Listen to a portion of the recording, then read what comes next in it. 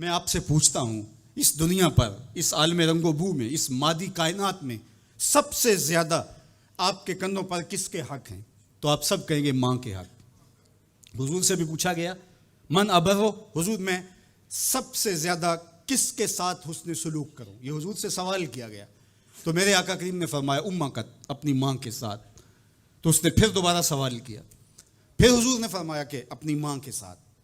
پھر کہا حضور میں سب سے زیادہ نیکی کس سے کروں، میری نیکیوں کا، میرے حسن سلوک کا سب سے زیادہ حقدار کون ہے؟ تو آقا کریم نے فرمایا امک، تیری ماں۔ تو پھر اس نے چوتھی مرتبہ کہا تو حضور نے فرمایا تیرا باپ۔ تو 3 مرتبہ حضور نے ماں کا ذکر کیا۔ علماء نے یہاں لکھا کہ والد اولاد کی تربیت کرنے کے لیے مشقت سہتا ہے، کمائی کرتا ہے، یہ ایک مرحلہ ہے اس کا۔ ماں 9 ماہ تک اس کو اپنے پیٹ میں رکھتی ہے، ایک مرحلہ یہ۔ پھر ولادت کا دوسرا مرحلہ، زچہ بچہ دونوں کے لیے موت و حیات کی کشمکش ہے۔ اور تیسرا مرحلہ اس کی تربیت کا، جس کا باپ شامل ہوتا ہے۔ تو ماں کے 3 حق بیان کیے اور باپ کا ایک حق بیان کیا۔ مجھے بتاؤ، وہ ماں اور وہ باپ جو اولاد کو اپنی آنکھوں کا تارا اور نور نظر کہتی ہے، کیا اس کے حق ساری زندگی بھی کوئی لگا رہے تو ادا کر سکتا ہے؟ کسی نے کہا کہ میں نے ماں کو اپنے کندھوں پہ اٹھا کے حج کروایا اور موسم میں حدت اور گرمی اتنی تھی کہ اگر گوشت کا ٹکڑا زمین پہ پتھر پہ ڈال دیا جاتا تو وہ بھن کے کباب بن جاتا، کیا میں نے اپنی ماں کا حق ادا کر دیا؟ کہا تیری ولادت کے وقت جو اس نے تکلیف سہی، اس تکلیف کے ایک جھٹکے کا حق بھی ادا نہیں ہوا۔ یہ تیری ماں ہے، کیا تو اتنی بے وفا ہو گئی ہے کہ اس ماں کی مرضی اب تیری مرضی نہیں رہی؟ وہ باپ جس کی ہڈیاں بھی درد کر رہی ہیں اور وہ مزدوروں والے اڈے پہ بیٹھا ہے، اور جب کوئی مزدور لینے آتا ہے تو اس سے صحیح طرح سے اٹھا بھی نہیں جاتا، پھر بھی کلی والا ڈبہ اٹھا کے آگے بڑھتا ہے، اور مزدور لینے والے شخص کے ساتھ لپٹ کے چمٹ کے کہتا ہے کہ بابو مجھے لے جاؤ، 10 روپے کم دے دینا، میں نے اپنی بیٹی کی کالج کی فیس دینی ہے۔ وہ باپ جس کی ہڈیاں دکھ رہی ہیں اور جا کے دیوار پر کلی کر رہا ہے، اس کی کمائی سے کالج میں پڑھنے والی بیٹی کو ایک خاتون ایک سجے ہوئے دفتر میں بٹھاتی ہے اور کہتے تو پدر شاہی نظام کے خلاف بغاوت کر، تیرا جسم تو تیری مرضی ہونی چاہیے، باپ ہوتا کون ہے؟ وہ بیٹی اس کے منہ پہ تھپڑ مارے، وہ کلی کر کے میرا پیٹ پالتا رہا اور میری فیسیں ادا کرتا رہا، میں تو اپنے بدن اور اپنی زندگی کی ایک ایک سانس بھی اپنے باپ کے نام کر دوں، حق پھر بھی ادا نہیں ہو سکتا ہے۔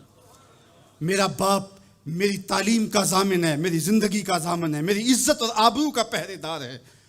اللہ اکبر، معاشرہ بدل گیا، حالات کے تیور تبدیل ہو گئے، بغاوتیں بھر گئیں، وفاؤں نے دم توڑ دیا، مغرب کی تہذیب سوائے تکلف کے اور کچھ نہیں ہے، اور چہرہ جو روشن نہ ہو تو کیا حاجت گلگونہ فروش، نئی تہذیب تکلف کے سوا کچھ بھی نہیں ہے۔ یہ مغربی تہذیب کی یلغار نے مرد آوارہ، بیکار و زن کمار باش کیا معاشرہ تخلیق کیا جا رہا ہے۔ میرے حضور کے غلاموں، آؤ ہم نے دین حضور سے لینا ہے، اور یہ سارے چونچلے اور یہ ساری مغربی وظیفہ خور تنظیمیں یہ دم توڑ کے رہ جائیں گی۔ اس کائنات کے اندر اور اس وطن کے اندر جھنڈا لہرائے گا تو محمد عربی کے نظام کا ہی لہرائے گا انشاءاللہ۔ ہم حضور کے دین کو کھڑا کرنے کے لیے اور حضور کے نظم کو غالب کرنے کے لیے اپنی زندگی کے ایک ایک سانس کو حضور کے نام وقف کریں گے۔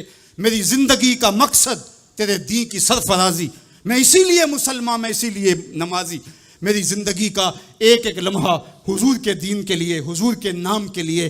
تو حقوق والدین کے جو ہے وہ بہت سارے ہیں، کہا تو اس کے ایک درد کے جھٹکے کا جواب بھی نہیں دے سکا۔ ماں اولاد سے جو محبت کرتی ہے اور جو ماں کے حق ہیں وہ اتنے زیادہ ہیں کہ کسی پیمانے میں اس کو تولا نہ جا سکے۔ میں کہا کرتا ہوں سمندر کی پاتال تک تو کوئی پہنچ گیا ہوگا، لیکن ماں کے پیار کا کنارہ آج تک کسی نے نہیں پایا۔ یہ سڑکوں کے کناروں پر بڑے بڑے ہیوی ترازو نصب کر دیے گئے ہیں، پورا کنٹینر تول لیا جاتا ہے، لیکن آج تک ایسا ترازو میں نے نہیں دیکھا جس پر ماں کے پیار کو بھی تولا جا سکے۔ ماں جب بولتی ہے تو اس کے لہجے میں جبریل بولتا ہے، ماں جب مسکراتی ہے تو لگتا ہے جنت کی ساری کلیاں کھل اٹھی ہیں۔ اللہ نے ماں کے سینے میں وہ درد، وہ درک، وہ محبت، وہ چاہت، وہ پیار کا جہاں آباد کر دیا کہ سید خورشید گیلانی نے کہا تھا کہ اونچے ہوٹلوں میں کھانا کھانے میں وہ سرور کہاں جو چولہے پر بیٹھ کے ماں کے ہاتھوں سے پکی ہوئی چپاتیاں کھانے میں ملتا ہے۔ اور کہا اونچے اونچے اسٹیجوں پہ حضرت صاحب، عالی جناب، مفتی صاحب، قبلہ عالم، کیا کیا لفظ سننے کو ملتے ہیں، لیکن ان لفظوں میں وہ چاشنی کیا جو ماں کی زبان سے اوئے مٹھو اوئے ببلو کے اندر رکھی گئی ہے۔ ماں کے سینے میں تڑپتی ہوئی ممتا اور محبتوں کا جہاں، اس کی کوئی مثال ہی نہیں ہے۔ ماں کو اتنا پیار کیوں ہے اور ساری زندگی ماں کے حق ادا کرتا رہے پھر بھی حق ادا نہ ہو، کیوں؟ اس لیے کہ ماں نے جنم دیا ہے۔ یہی جواب ہے نا آپ کا کہ ماں اتنا پیار اس لیے کرتے، اس کے حق کتنے ہیں کہ میرے حضور نے کہا پھر ماں، پھر ماں، پھر ماں۔ اتنے حق کیوں ہیں؟ اس لیے کہ اس نے جنم دیا ہے۔ میرے جملے کو بار بار آپ نے سنا ہوگا، پھر سن لیجئے، جس نے جنم دیا ہے اس کو اتنا پیار ہے اور اس کے اتنے حق ہیں، تو جس نے خلق کیا ہے اس کو کتنا پیار ہوگا اور اس کے کتنے حق ہوں گے۔ تو اللہ کے حق غالب ہیں۔ تو یہ جو حقوق العباد کی تلقین کی جاتی ہے تو اس کا مفہوم یہ ہے کہ اس کی معافی نہیں ہوگی۔ انسان ہے، نہیں معاف کرے گا، وہ کریم ہے، معاف کر دے گا۔